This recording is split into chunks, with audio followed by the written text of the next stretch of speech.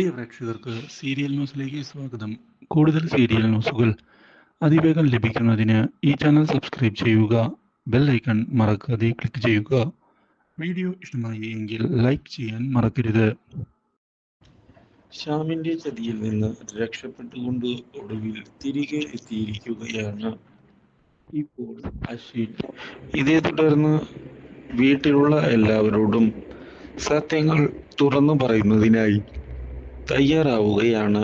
ഇപ്പോൾ നിങ്ങൾ വിചാരിച്ചതുപോലെ അല്ല, ശ്യാം ഒരു ചതിയനാണ്.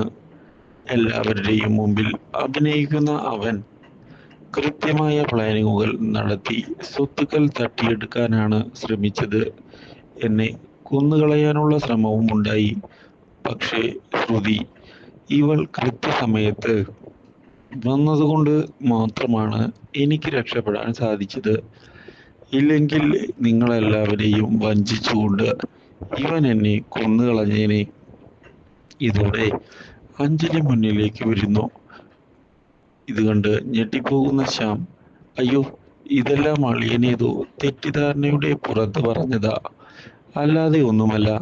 യാതൊരു തെളിവുമില്ല എനിക്കെതിരായി. പിന്നെ